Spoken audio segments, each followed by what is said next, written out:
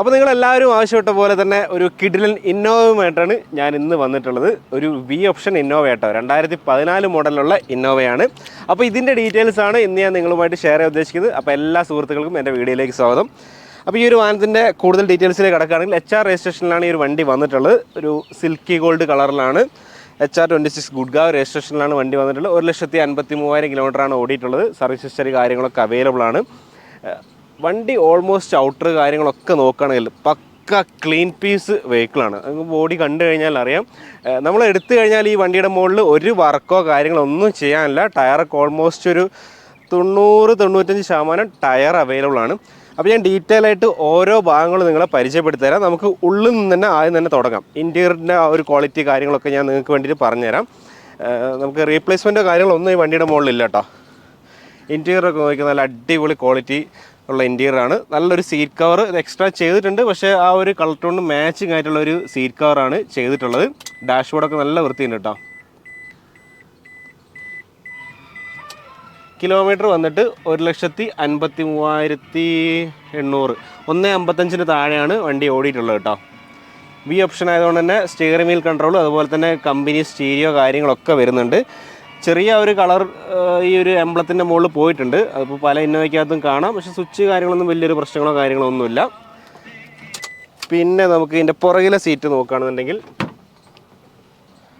Seat കവറൊക്കെ ചെയ്തുകൊണ്ട് തന്നെ നല്ല ക്വാളിറ്റി തന്നെയാണ് വണ്ടി ഇപ്പോൾ ഉള്ളത്.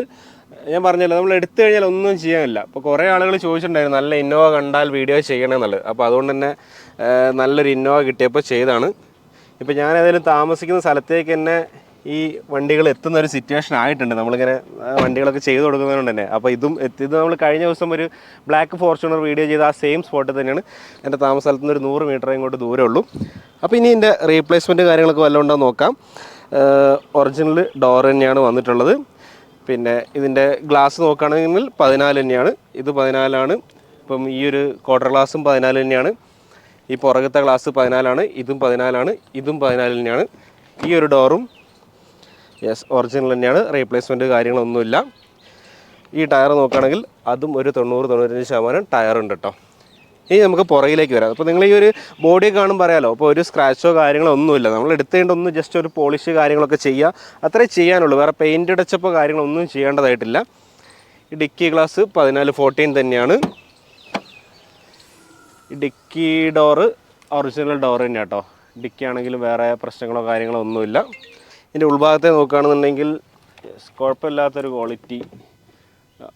നമ്മളെ ജാക്കി എല്ലാ കാര്യങ്ങളും ഇതിനകത്തുണ്ട്. നമ്മളെല്ലാ വണ്ടിക്കും അഴിച്ചു നോക്കുന്ന പോലെ തന്നെ പുറകിൽ യെസ് ഇവിടെ പഞ്ചിങ് മാർക്ക് കാര്യങ്ങളൊക്കെ ഉണ്ട് കേട്ടോ. ഇപ്പം കഴിഞ്ഞ വീഡിയോ ഞാൻ ചെയ്ത സമയത്ത് ഇത് ഞാൻ തുറന്നു നോക്കിയപ്പം ആരോ ഒന്ന് കമൻറ്റ് ചെയ്തിട്ടുണ്ടായിരുന്നു. നമ്മൾ ആ ഫോർച്യൂണറിനാന്ന് തോന്നുന്നു, ഫുള്ള് റെസ്റ്റ് ആണല്ലോ ബായി എന്നൊക്കെ, വണ്ടി ഫ്ലഡഡ് ആണെന്നൊക്കെ പറഞ്ഞിട്ടൊരു കമൻറ്റ് ഞാൻ കണ്ടിട്ടുണ്ടായിരുന്നു. പിന്നെ ഞാൻ അതിനകത്ത് വേറെ മറുപടി ഒന്നും കൊടുത്തിട്ടില്ല.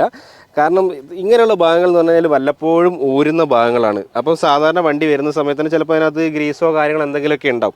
അപ്പോൾ ഈ ഒരു പൊടി കാര്യങ്ങളൊക്കെ പിടിച്ചിട്ട് ചിലപ്പോൾ അവിടെ ചെറിയ റെസ്റ്റ് വരാൻ ചാൻസ് ഉണ്ട്. അപ്പം ഈ ഒരു 5-8 കൊല്ലം പഴക്കമുള്ള വണ്ടിയാണെങ്കിൽ സ്വാഭാവികമായിട്ടും അങ്ങനെയുള്ള കാര്യങ്ങളൊക്കെ ഉണ്ടാവാറുണ്ട്. അപ്പോൾ അത് ക്ലീൻ ചെയ്തിട്ടുണ്ടെങ്കിൽ ഓക്കെ, നല്ല പക്ക ഒരു ഫിനിഷിങ് തന്നെ ഉണ്ടാവും. അപ്പോൾ ക്ലീൻ ചെയ്യാത്ത ഒരു സ്റ്റോക്ക് വണ്ടിയാണെന്നുണ്ടെങ്കിൽ തീർച്ചയായിട്ടും അവിടെ പൊടി കാര്യങ്ങളും ചിലപ്പോൾ റെസ്റ്റിൻ്റെ ചെറിയ ഭാഗങ്ങളൊക്കെ തീർച്ചയായിട്ടും ഉണ്ടാവും. അത് ഫ്ലഡ് ആവണമെന്നൊന്നുമില്ല. അവിടെ നോക്കിയിട്ട് അവിടെ തുരുമ്പുണ്ടെന്ന് വെച്ചിട്ട് ഫ്ലഡ് ആണെന്ന് പറയരുത്. ഇനിയിപ്പോൾ ആ കമൻ്റ് ഇട്ട വ്യക്തി അവിടെ തുരുമ്പില്ലാത്ത നല്ലൊരു ക്വാളിറ്റിയിലുള്ള വണ്ടിയാണെന്നുണ്ടെങ്കിൽ അത് ഫ്ലഡ് വണ്ടി അല്ലാന്ന് പറഞ്ഞ് വാങ്ങാൻ നിൽക്കണ്ട. ഫ്ലഡ് ആണോ നോക്കാനുള്ള വേറെ കുറേ കാര്യങ്ങളുണ്ട്, അവിടെ നോക്കിയിട്ട് വണ്ടി വാങ്ങണേ. അപ്പം ഏതായാലും ഡിക്കി ഗ്ലാസ് മാറിയിട്ടില്ല.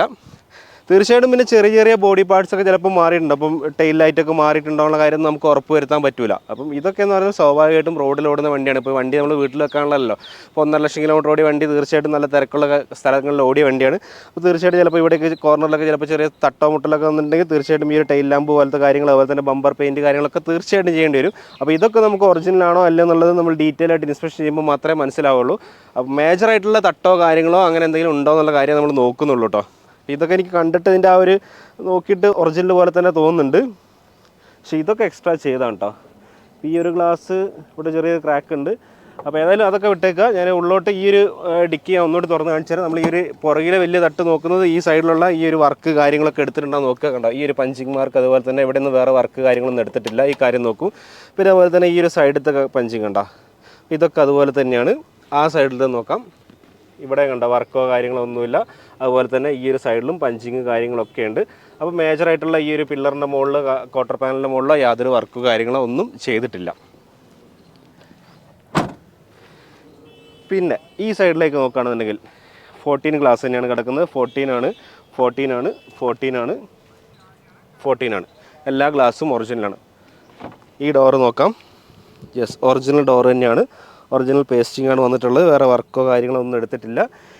ഇൻറ്റീരിയർ നമ്മൾ നേരത്തെ കാണിച്ച പോലെ തന്നെ നല്ല ക്വാളിറ്റിയിലുള്ള ഇൻറ്റീരിയർ തന്നെയാണുള്ളത്.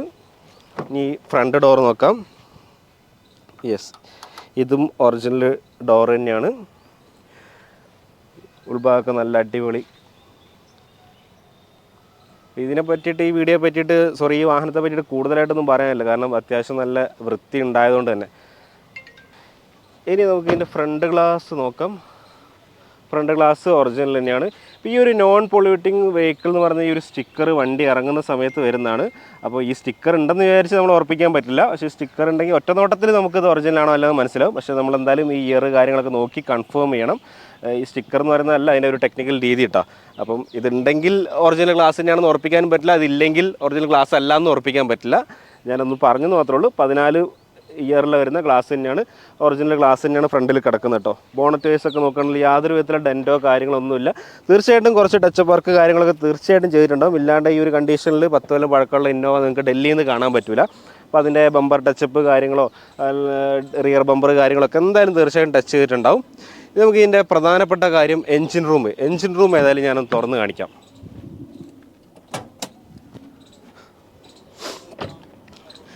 ഇൻ്റർകൂളർ ആട്ടോ വണ്ടി. ഇപ്പോൾ കുറേ മലയാളീസ് അങ്ങനെ ഒരു ഇതിൽ പെടുന്നുണ്ടെന്ന് ഞാൻ കേട്ടിട്ടുണ്ട് കേട്ടോ. കാരണം ഇപ്പോൾ ഡൽഹിയിൽ നിന്നൊക്കെ എന്ന് പറഞ്ഞു കഴിഞ്ഞാൽ ഇപ്പോൾ 2024 ആയല്ലോ. അപ്പോൾ 10 കൊല്ലത്തിൽ കൂടുതൽ ഉള്ള ഇന്നോവകൾ മാത്രമേ ഉണ്ടാവലുള്ളൂ. അപ്പോൾ 15 വണ്ടികൾ, അതുപോലെ തന്നെ 16 സ്റ്റാർട്ടിങ്ങിലെ കുറച്ച് വണ്ടികൾ മാത്രമേ ഇപ്പോൾ ഡൽഹി വണ്ടികളായിട്ട് സ്റ്റോക്കുള്ളൂ. അപ്പോൾ അതുകൊണ്ട് തന്നെ HR 13 അങ്ങനെ ദൂരേക്കുള്ള UP ബോർഡറിലേക്കുള്ള വണ്ടികളൊക്കെ കൂടുതലായിട്ടും വരുന്നുണ്ട്. അപ്പോൾ അങ്ങനെയുള്ള വണ്ടികൾ എടുക്കുന്ന ആളുകൾക്ക് ശ്രദ്ധിക്കുക. കാരണം ഇൻ്റർകൂളർ ഇല്ലാത്ത വണ്ടിയും അങ്ങനെ ഇറങ്ങുന്നുണ്ട്. കാരണം DL വണ്ടിയാണെന്നുണ്ടെങ്കിൽ തീർച്ചയായിട്ടും ഇൻ്റർകൂളർ ആയിരിക്കും. HR26 പോലുള്ള ഗുഡ്ഗാവ് NCR റീജിയനിൽ വരുന്ന വണ്ടിയാണെന്നുണ്ടെങ്കിൽ തീർച്ചയായിട്ടും അതും ഇൻ്റർകൂളർ തന്നെയായിരിക്കും.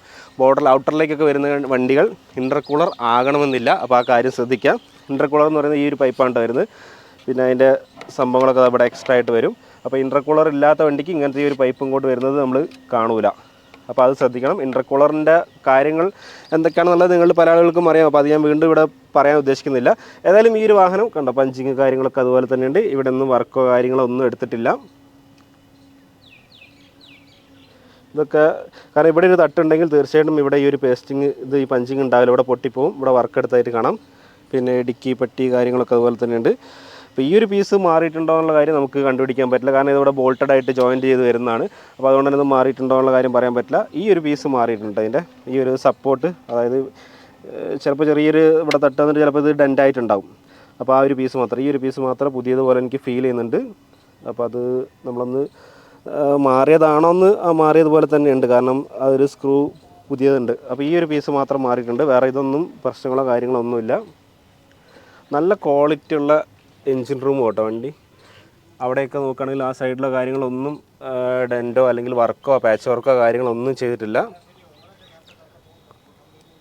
ഞാൻ ഏതായാലും ഒന്ന് സ്റ്റാർട്ടും കൂടി ചെയ്ത് കഴിഞ്ഞാൽ നമുക്ക് അതിൻ്റെ ഒരു എൻജിൻ്റെ വർക്കിംഗ് കാര്യങ്ങളും നിങ്ങൾക്ക് മനസ്സിലാവും. അതും കൂടി ഒന്ന് നോക്കാം.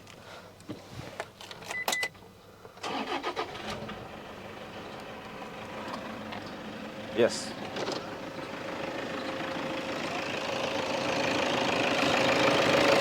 നല്ല വർക്കിംഗ് ആണ്. വർക്കിങ്ങിലൊന്നും പ്രശ്നങ്ങളൊന്നുമില്ല.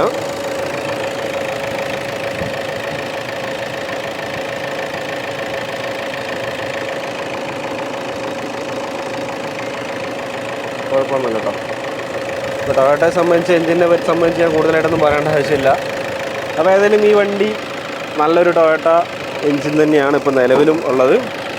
പിന്നെ ഈ ഒരു ബോണറ്റ് നോക്കുകയാണെങ്കിൽ ഇതും ഒറിജിനൽ ബോണറ്റ് തന്നെയാണ്. വർക്കോ കാര്യങ്ങളൊന്നുമില്ല. ഒന്ന് ക്ലീൻ ചെയ്തെടുക്കാനുണ്ട് കേട്ടോ. കാരണം എവിടെയൊക്കെ ആ ഒരു ഇതുണ്ട്, പൊടി കാര്യങ്ങളൊക്കെ ഉണ്ട്. ഇനി ഈ കോർണറൊക്കെ നോക്കണം കേട്ടോ. നമ്മൾ ബോണറ്റൊക്കെ എന്തെങ്കിലും തട്ടുണ്ടെങ്കിൽ ഇവിടെയൊക്കെ ഡെൻറ്റ് ഉണ്ടാവും. കാരണം ഈ ബോണറ്റ് സപ്പോർട്ട് ചെയ്തിരിക്കുന്ന ഈ ഏരിയയിലാണ്. അപ്പോൾ ആ അടിയിൽ ഇവിടെയൊക്കെ ഡെൻറ്റ് ഉണ്ടാവും. അപ്പോൾ അങ്ങനത്തെ പ്രശ്നങ്ങളൊന്നും ഇതിനകത്ത് ഞാൻ കാണുന്നില്ല. രണ്ട് സൈഡിലും വേറെ കുഴപ്പങ്ങളൊന്നുമില്ല.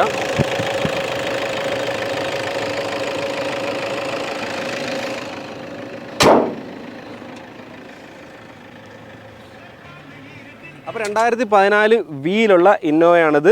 നമുക്ക് ഏതായാലും ഈ ഒരു വീഡിയോയുടെ വൈൻഡപ്പ് ചെയ്യാൻ തോന്നുന്നു. 2014 വി സിംഗിൾ ഓണർഷിപ്പാണ്. 1,55,000 കിലോമീറ്ററാണ് ഓടിയിട്ടുള്ളത്. 1.25 വരെ ത്രൂ ഔട്ട് കമ്പനി സർവീസാണ്. ഹിസ്റ്ററി കാര്യങ്ങളൊക്കെ നോക്കിയിട്ടുണ്ടായിരുന്നു.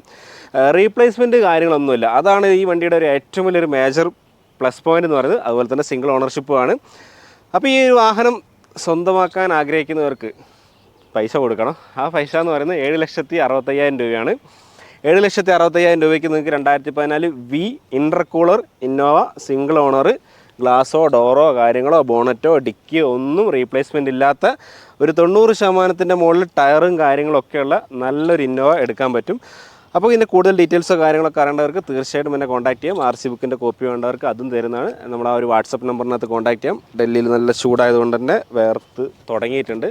വീഡിയോ ഇഷ്ടമായിട്ടുണ്ടെങ്കിൽ ലൈക്ക് ചെയ്യുക, ഷെയർ ചെയ്യുക. സബ്സ്ക്രൈബ് ചെയ്യാത്തവരാണെങ്കിൽ സബ്സ്ക്രൈബ് ചെയ്യാം. നമുക്ക് അടുത്ത ഷോറൂം അല്ലെങ്കിൽ അടുത്ത വണ്ടി അല്ലെങ്കിൽ അടുത്ത ഇൻഫോർമേറ്റീവായ വീഡിയോ ഏതെങ്കിലും ഒക്കെ ഒന്നായിട്ട് വീണ്ടും കാണാം. അതുവരെ ഇറ്റ്സ് മീ മനു. ബൈ.